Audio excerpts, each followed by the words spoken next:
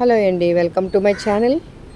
ఈరోజు మరి పెసరట్టు ఉప్మా మీకు చేసి చూపిస్తున్నాను అనమాట. ఎందుకంటే ఈరోజు మా టిఫిన్ అది. ముందుగా ఉప్మా నేను కొద్దిగా చేసుకున్నాను అనమాట ఒక గిన్నెలోని. మరి పెసరట్టు వేసినప్పుడు ఉప్మా దాని మీద వేయాలి కదండి, అందుకే అది నెయ్యి ఉప్మా అనమాట. అయితే ముందుగా రాత్రంతా పెసలు నానబెట్టాను. అందులోని కొంచెం 2 గుప్పులు బియ్యం కలిపి నానబెట్టాను అనమాట. నానబెట్టి తెల్లవారి మరి మాకు టిఫిన్ కాబట్టి గ్రైండర్లోని వేసి రుబ్బేశాను. మరి అందులోని ఎండుమిరపకాయలు, కొద్దిగా జీలకర్ర, చిన్న అల్లం, వెల్లుల్లి పెసరు కూడా వేసి తగినంత ఉప్పు, మరి బేకింగ్ సోడా వేసి రుబ్బేశానండి. రుబ్బిన తర్వాత అంటే ఎప్పుడు టిఫిన్ చేస్తానో అప్పుడే అది ఉప్పు కలుపుకుంటాను. మొత్తం అంతా కూడా కలపను అనమాట. కనీసం ఒక 2 రోజులకైనా అది వస్తుంది. లేదంటే ఎవరైనా వచ్చినా పెసరట్లు వేస్తాను అనమాట. ఇదిగోండి, ఇప్పుడు ఈ పెసరట్టు పెనం బట్టి పెసరట్టు వస్తుందండి.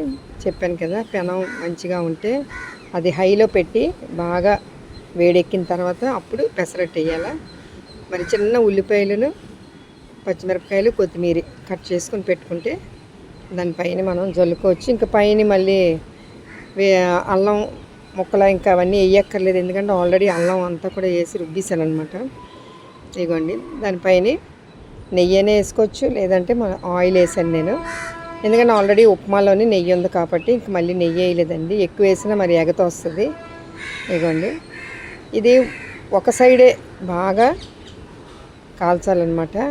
ఆ అట్టుని 2 వైపులు అయితే మళ్ళీ ఉల్లిపాయలు మాడిపోతాయి కాబట్టి కొద్దిగా మంట తగ్గించి కొంచెం బాగా ఈ ఉల్లిపాయలు కూడా చేంజ్ వస్తుంది. మరి అట్టు కూడా కొద్దిగా కలర్ కూడా చేంజ్ వస్తుంది అనమాట. పైన కూడా ఉడిగిపోద్ది మంట కొద్దిగా తగ్గిస్తే. తర్వాత మళ్ళీ హైలో పెట్టి మనం తిప్పుకోవచ్చండి. ఈ పచ్చిగా ఉన్నప్పుడు ఏంటంటే ఉల్లిపాయలు జల్లినప్పుడు వెంటనే దానిపైన ఈ అట్లకరతోని అత్తే దాంట్లోని బాగా ప్రెస్ అయిపోతాయి అన్నమాట. అప్పుడు ఉల్లిపాయలు రాలిపోవు అనమాట. ఇదిగోండి పెసరపప్పు అనమాట, గుండ్లు. ఇది అప్పుడప్పుడు ఇటువంటివి మనం తింటూ ఉంటే మన హెల్దీగా ఉంటాం. అన్నిటికీ ఏ చిన్న జబ్బులు వచ్చినా, జ్వరాలు వచ్చినా తట్టుకోగలం.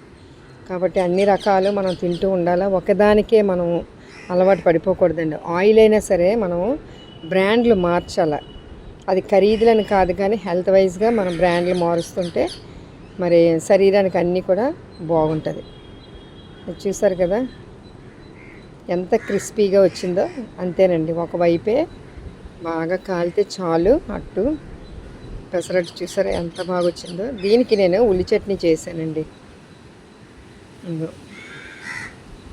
చూసారా ఎంత క్రిస్పీగా ఉంది. ఇంకోటి ఏంటంటే తిన్నప్పుడు వేడివేడివి ఇస్తే ఇంకా వాళ్ళు హ్యాపీగా ఫీల్ అవుతారు తింటూ. ఇది ఎప్పుడో తింటారని వేసి పెట్టేస్తే అది కొంచెం మెత్తపడిపోతాయండి, అది కూడా ఉంది. అందుకే మనకి దుకాణాల్లో చూసారు కదా, చిన్న చిన్న బళ్ళు మీద అక్కడ వేడివేడివి ఇస్తూ ఉంటారు. 1 నిమిషం వాళ్ళు కూర్చోమంటారు. అది ఎందుకంటే వేడివేడి దాంట్లోని మనకి చాలా రుచిగా కూడా మరి తెలుస్తుంది. ఇదిగోండి, ఇది పెసరట్టు వేసినప్పుడు కూడా కొంచెం పల్చగా పెద్దగా పామాలి. అది పామితే అప్పుడు రేకులాగా చక్కగా కాలి అప్పుడు క్రిస్పీగా వస్తుంది అన్నమాట. ఏ దీంట్లోనైనా సరే కొద్దిగా బియ్యం కలిస్తేనండి మనకి క్రిస్పీగా వస్తుంది. ఇదిగోండి పెసరట్లని ఇంకా సాగాలి అని అంటే పెద్దగానే ఇంకా బాగా సాగాలంటే కొద్ది మైదా కలుపుతున్నారు చాలామంది, కానీ నాకు ఇష్టం లేదు మైదాలు కలపడాన్ని. అది బయట అమ్మినోళ్ళు చెప్తున్నారనమాట, అలాంటి వద్దులే, ఒరిజినాలిటీ అనేది మంచిది అనేసి. ఇదిగోండి, ఉల్లిపాయలు ఎప్పుడు కూడా పైన జల్లి అలాగ అత్తుకోవాలా, అత్తుకుంటే అద్దాలన్నమాట. చూసారు కదా ఎంత బాగా కాలుతుందో. అలాగ అద్దితేనండి బాగా ఫ్రై అవుతాయి ఉల్లిపాయ కూడా, లేకపోతే పచ్చి పచ్చిగా ఉండిపోతాయి. ఇదిగోండి ఉప్మా 3 అట్లుకి వచ్చిందండి. అంతే చేశానన్నమాట. ఇలా అడుగుతారు, పెసరట్టు ఉప్మా కావాలి చేస్తావా అని అడుగుతారు. చేస్తానంటాను. మనం చెయ్యాలి అనుకుంటే ఈజీ మెథడ్లోని మనం చక్కగా చేసుకోవచ్చండి. ఇదిగోండి.